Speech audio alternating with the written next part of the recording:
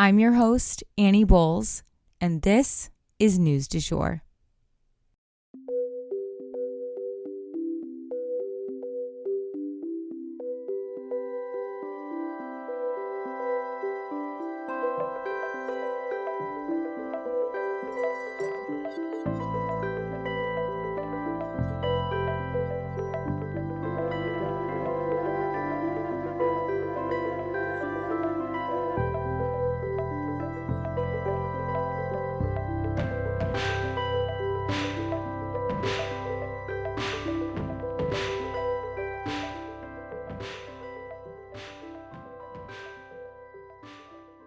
Hey everyone, and welcome back to the News du Jour, a calmer space to consume the news.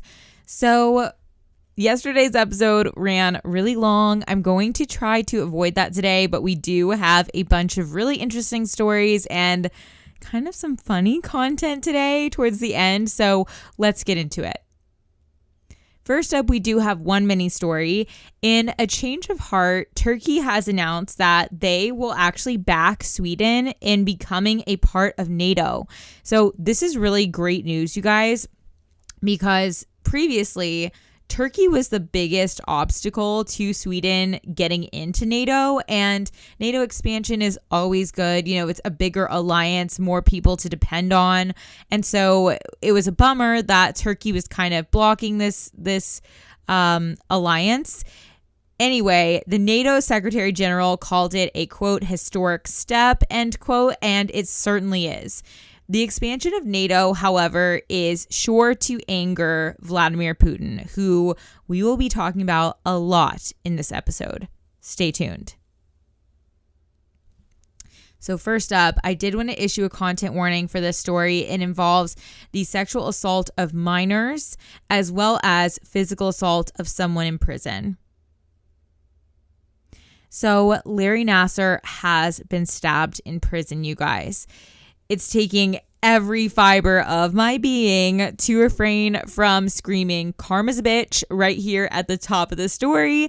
But for the sake of the people who might care about Larry Nassar and for the fact that he is still a human being, I'm going to restrain myself, but damn, it's going to take some effort. Larry Nassar, the prolific child predator who sexually assaulted hundreds of women and girls, has been stabbed repeatedly in prison. Surprising? Not so much. We all know that prison is not a happy place for people who harm kids. Tragic? Well, I won't be shedding a tear. Nassar is reportedly in stable condition following what's being described as an altercation. But from what I've seen of Nassar, you know, I've watched video footage of him in the courtroom and talking. He definitely seems like a coward, not making eye contact, looking down as he talks, stumbling over words, etc. So I don't really see him as the type who might be provoking this or confronting someone in prison, but that is just my intuition, my guess. I definitely could be wrong. He maybe could have provoked it. This man upset so many women, though, so much so that 150 of them lined up to give victim impact statements in court.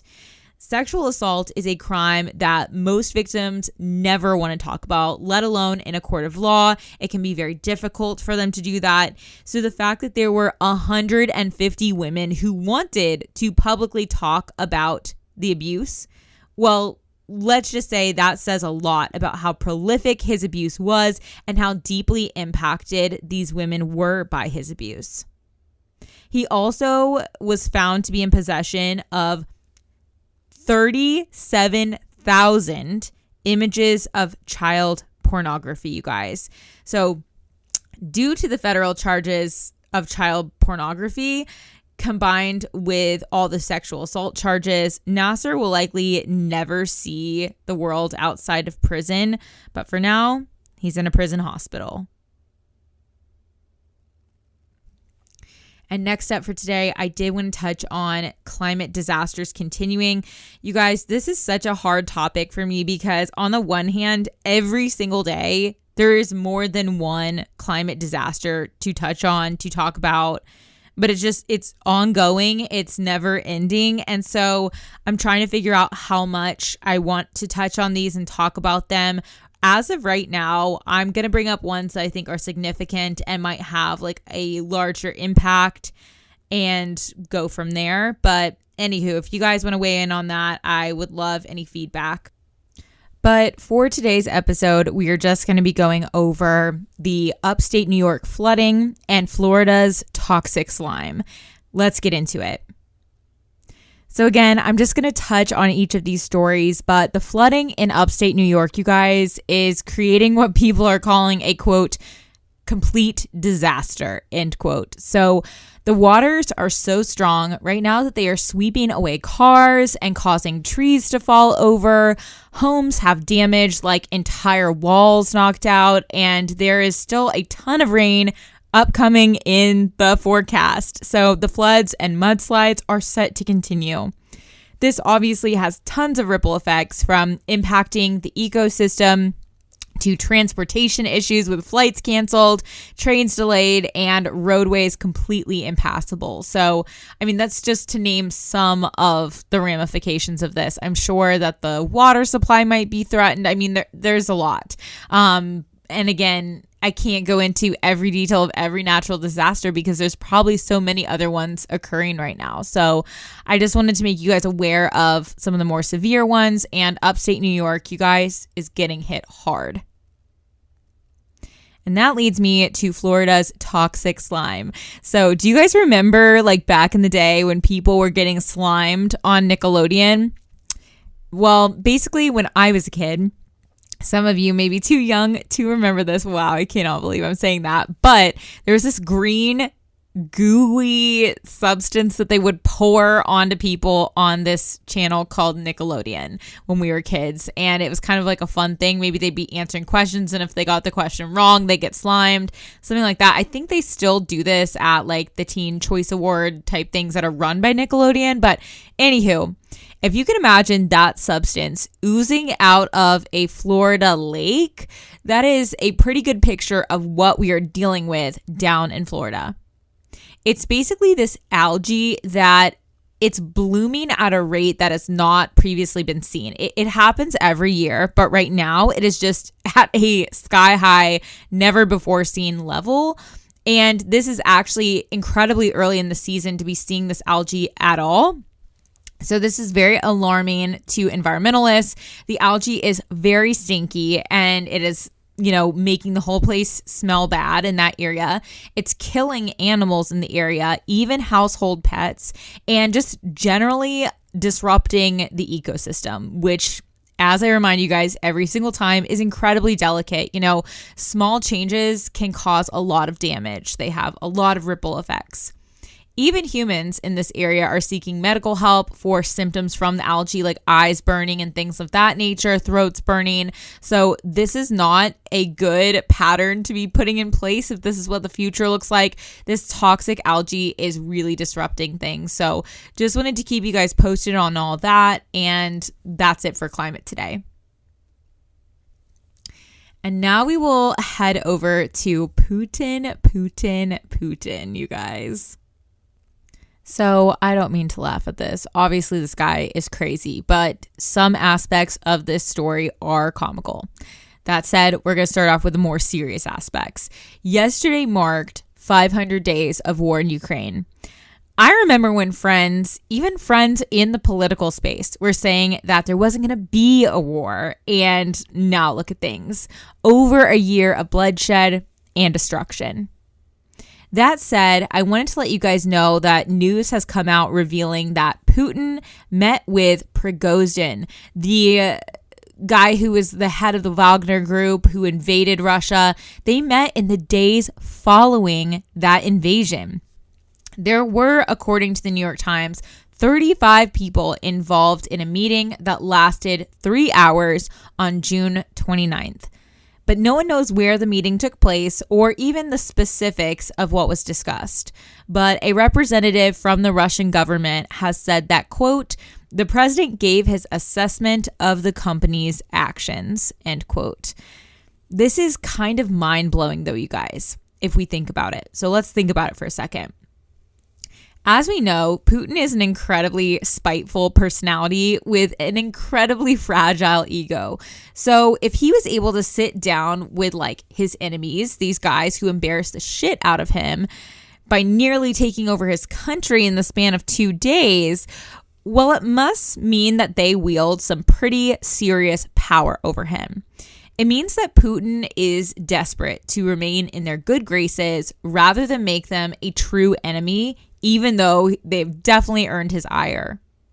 After all, these guys were responsible for the single win that Russia has had on the battlefield in Ukraine as of late, and they showed Putin that they are capable of invading Russia and even welcomed there. So Putin has a lot to lose by taking them on head to head, and thus he opted to air out their grievances and put the conflict behind them rather than actually take them on. This is really crazy to me though, and it does show the true power of the Wagner Group. And that leads me to another crazy story about Putin that I heard today. So apparently in some leaked documents, it was revealed that Putin has a secret train. And not only is it secret, but to quote Mean Girls, it's full of secrets. The train contains a spa, a gym, and what is being described as beauty equipment. Guys, I cannot make this shit up. I am a beauty addict, and yet I was like, really trying to think what they could have meant by beauty equipment, like a facial steamer or something like that. And it turns out it's some type of radio frequency device that is supposed to make your skin more taut and less wrinkled or saggy. And there's also a Turkish steam bath in the facility and a massage room, things like that. They're calling this train a ghost train though, because officially it doesn't exist. They don't want it to be tracked, although it looks like any other regular train from the outside. You see, Putin prefers to travel by train because it is just so much more anonymous. With planes, as soon as that baby takes off, you're on the record. There's radar tracking your every move for air traffic control purposes. And that is just not the case with trains. So trains as a means of transport really allow the Kremlin to fly under the radar. The train is also reportedly fitted with these alert systems throughout that help to detect listening devices as a result of Putin's infamous paranoia. Ultimately, he is losing political power lately. He's losing the war, and he is losing popularity in Russia, which was not great to begin with. All of this has to be freaking him out. So if he was paranoid before, he is definitely paranoid now. And maybe he's just trying to relax with some salt rocks and massages, apparently. And what's making all of this even more funny to me personally is that Putin is denying that this train exists, which is such a classic move by the Kremlin to deny. The reason that's funny to me is just like, own it, say, yeah, I'm a facial guy. So what? Or say it's for your wife or something. But instead, he's making it so much more embarrassing by denying that the train even exists. He is honestly comical to me at this point, you guys, except that he is waging a very not funny, very real war on innocent people. So I personally wish he would stay in his spa train a little bit longer, calm the fuck down, and stay out of the war room. But that's just my 2 cents. And that is the news du jour. Today, I wanted to leave you guys with the quote, "Tenderness is a virtue." If you enjoyed this episode, please subscribe on whatever podcast platform you use to listen. A rate and review or shout out on social media would mean the world to us and help us be able to keep creating the news du jour. But the best way to support all of our work is to become a patron at www.patreon.com/sugarfreemedia. You can also follow us on social media under sugarfreemedia.co on Instagram and just sugarfreemedia, all one word, on TikTok. Any little noises you may hear in the background are my rescue pup. He has a little separation anxiety and always records with me. We appreciate you listening and look forward to telling you about the news again next time on News du Jour. Broadcasting from Oklahoma.